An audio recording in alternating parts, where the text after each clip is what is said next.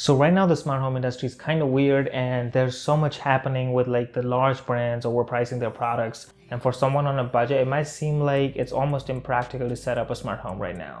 But I think it's kind of incorrect, because if you do a little bit of research, you should be able to set up a smart home for less than $100 that's fully functional. And that's what I'm bringing to you today. And before we get started, I really wanted to mention that this is not some knockoff smart home stuff that I'm going to recommend to you. This is a fully modular system that's compatible with Google Assistant. And when you have the time or when you have the money, you can definitely add more products and grow your smart home setup from here. Having that out of the way, let's get started. So I'm gonna go with an assumption over here and assume that you have no smart home products whatsoever. So the first product that I'm gonna recommend to you is a Google Chromecast. Google Chromecast is a product that you can pick up for about $35 at full price, but please don't pay that money. Please don't pay that money. If you don't know what a Chromecast is, Chromecast is a simple device that is USB powered, and you can use it to cast videos from your phone to your TV. And you can do it with multiple apps, whether it's Netflix, YouTube. Most of the apps actually support it. The next thing I believe that every smart home should have is a smart assistant. My assistant of choice is Google Assistant for sure, and I would recommend that you pick up the Google Home Mini.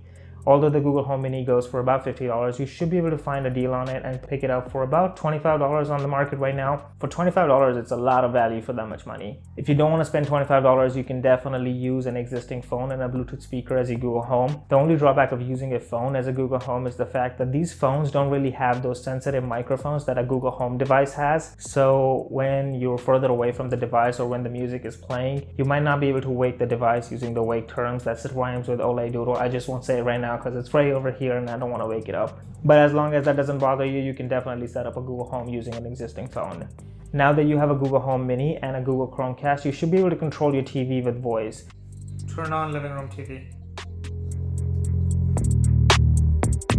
You can not only turn on and off the TV using voice control, you can just ask Google Home Mini to play something from Netflix on your TV. Play Friends on living room TV. Okay, Friends from Netflix.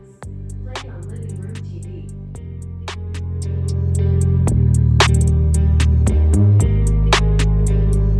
Other than that, if you go to the Google Home app, you should be able to set up groups of speakers, and you can select your Chromecast and your Google Home Mini so you can play music on those two things simultaneously. So now that you have your entertainment devices kind of sorted out, the next device that I would recommend that you pick up is some power outlets.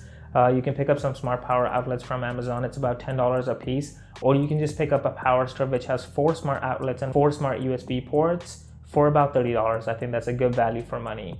And once you have those things, the best part of them is the fact that you can personalize the names of these switches. So for instance, I've named my power strip the computer. So when I ask Google to turn on the computer, turn on computer, it turns on all the 4 switches on the power strip, and that inherently turns on my computer in the back. Obviously, no smart home is complete without some smart lights, and the smart light market is actually filled with a ton of big brand names that have stolen the Apple marketing strategy, where they make a half-decent product and throw a ton of money on marketing, so people kind of believe that those are the only options available to them. So I'm going to ask you to stay away from Philips Hue and LifeX bulbs. Try to pick up something called Yeelights. Yeelights is by a brand called Xiaomi, and you can pick up a pair of Yeelights, which are RGB LED bulbs, for about $20. The bulb is a pretty good deal, and they connect with Wi-Fi, and you can control them with Google Assistant. You can actually change the colors using Google Assistant as well. If you want a demo, here's it. Hey Google, office lights blue. Hey Google, office lights daylight. Thank you.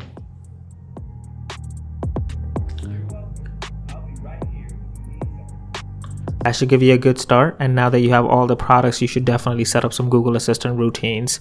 I have 3 routines set up that I use on a daily basis. The first one is the good morning routine. This turns on my living room lights and starts playing news on my Nest Hub in the living room.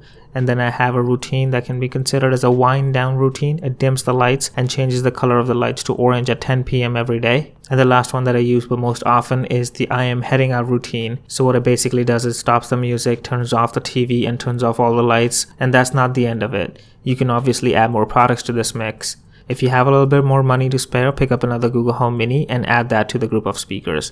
That will let you play music from 3 different sources at the same time, and you can put them in different rooms to have like a good speaker system throughout your house. If you already have a good pair of speakers, you can connect them to your smart home system using a Chromecast audio, which is another $25 device to control them using voice. So to conclude, I want to say that smart home is not about the products you can buy. It is definitely dependent on what you can imagine. So services like IFTTT and Google Assistant routines are definitely your friends. So learn more about that and try to make your own automations. My favorite automation right now is an IFTTT recipe that lets me put in Todoist tasks using Google Assistant. Well, that's all I have for you today. Thank you for watching. And if this video helped you in any way possible, please hit the like button down below. And if you want more videos like these, please hit the subscribe button. Anyways, thank you for watching. This is Geet.